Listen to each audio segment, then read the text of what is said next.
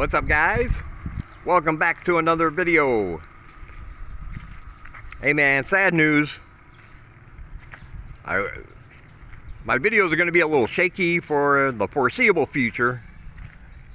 My gimbal seems to have gave up the ghost. It's been a good faithful companion for about 3 years. I charged it and I just went to use it and it just won't turn on, man. Doesn't do anything. It's fully charged,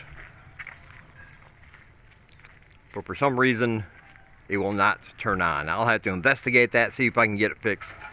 So just bear with me, because right now you're just gonna have to put up with me walking and bouncing around. I'll try to keep it as steady as I can, but you know how that goes. So yeah, a lot of people, well, not a lot of people, but I did have a question about how much money, how much cash should somebody bring with them when they first move to Cambodia if they're staying long term? Like, what's a good amount?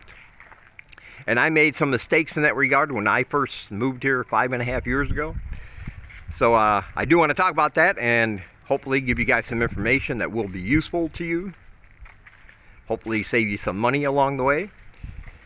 But as always, I want to remind you that I have books for sale, and if you want to help support the channel by buying a book, you can find the ones you see on your screen at the link in the description, including Live in Cambodia, a guide for living in the Kingdom of Wonder, that has all kinds of handy-dandy information about moving here. But if you're not a reader, that's alright. You can still help support the channel by donating through either PayPal or Ko-Fi.com. Both of those links are in the description as well.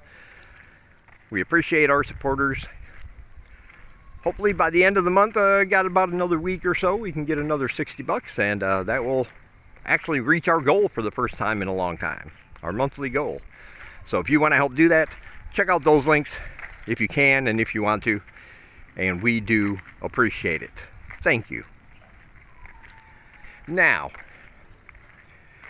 kind of like finding an apartment or your monthly cost of living, how much cash you bring with you when you first come here is going to be dependent on what you plan to do, especially in that first month.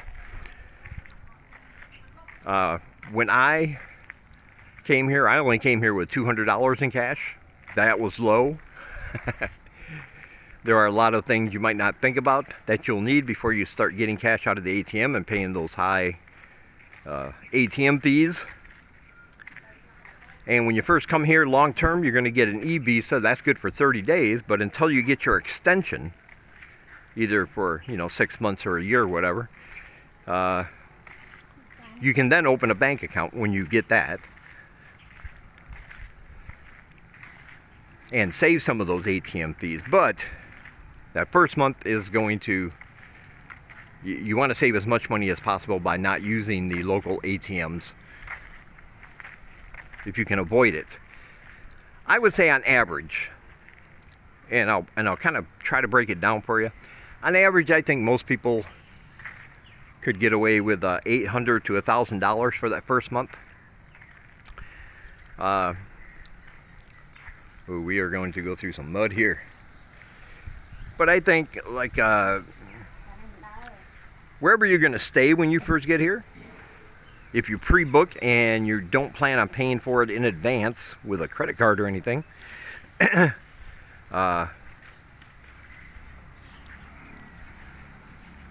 could be anywhere from, like mine was $100. That was 2 weeks in a guest house.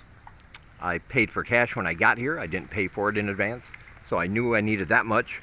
So that was half the money I brung. You'll need, ooh, that mud is slippery underneath. I'm going through water right now. Look at this. Oh man, going through a mud puddle. No way to avoid it. You will need your initial e-visa fund amount, which is $35. Pay for that when you arrive at the airport, unless you get it in advance, but it's much easier just getting it at the airport.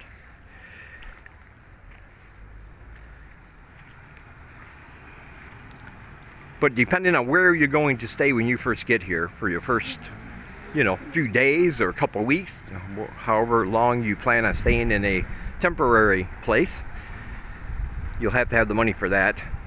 And if you do plan on getting an apartment almost right away, like you're not going to be staying at a hotel or something for a month, you'll have to figure in the cost of that. Now, again, it's going to depend on how much the apartment is and whether it's one of those that require a deposit or not. Some of them still do. A lot of them do not, though. So on average, if you're going to be renting an apartment for $150, let's say, you're going to be staying in a hotel for 2 weeks, that'll cost you maybe $150, and there's no deposit. That'll be about 300 bucks. And then you have your tuk-tuk rides. Noisy. You have your tuk-tuk rides, and you have you know, all your food, all your drink, and anything else you might want to purchase or have in that first month. So be sure to keep all that in mind as well. So I think 800 to 1,000 is good.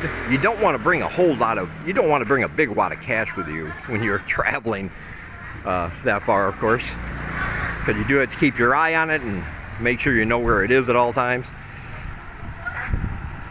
But after my first $200 ran out, I was, you know, and then I found my apartment. Well, now I got to go to the ATM. I hadn't gotten my visa extension yet, so I had to pay that exorbitant fee. And ATM fees here can cost anywhere from $5 to $10 per transaction, depending on how much you are trying to get out. And those add up after a while if you're only getting $20 or $40 out at a time. And you want to save yourself as much as possible. Once you get your extension, you can then open up a local account here through like ABA. You'll get a debit card that you can use at a lot of places for your purchases. And then all you have to do is transfer money from your home bank account to your ABA account, and there will be no ATM fees if you use an ABA ATM. There is something else to keep in mind. Maybe bring a little extra if you're coming after October, because October 12th, I think. I might be wrong about the date. Oh, no, thank you.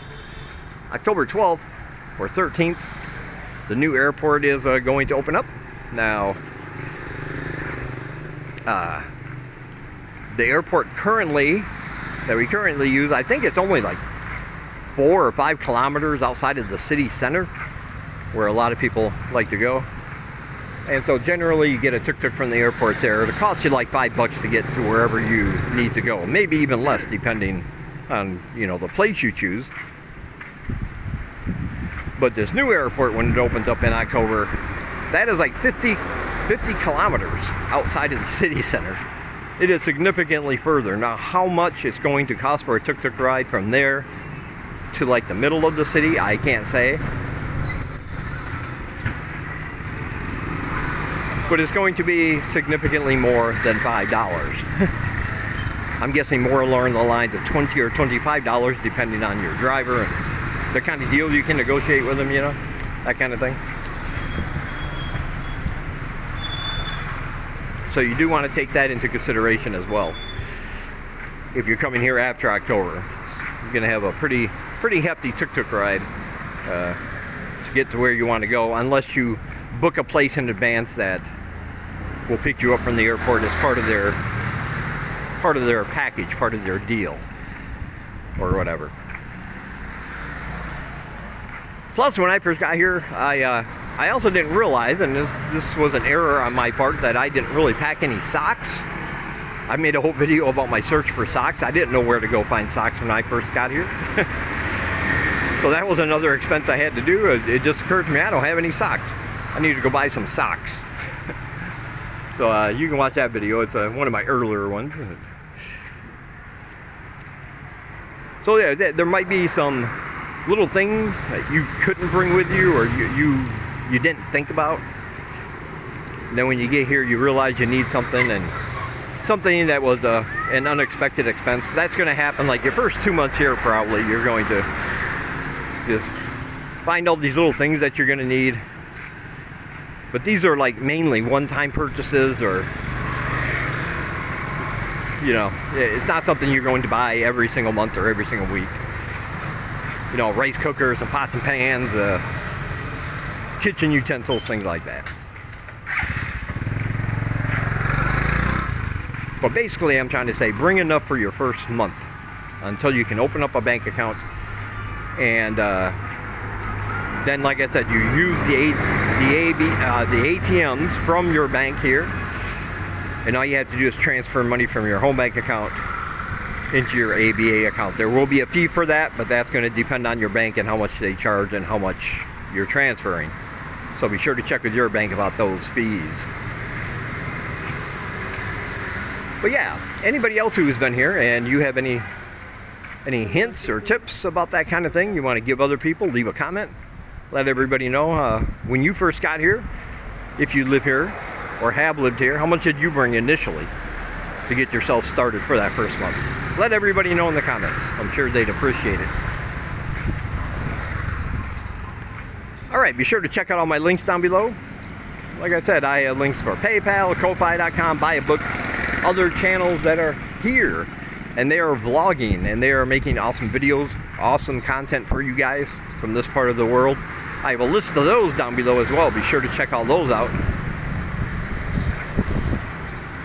And check out my other channel, Horror Reads, for your next favorite horror book recommendation. I upload a video there every 3 or 4 days.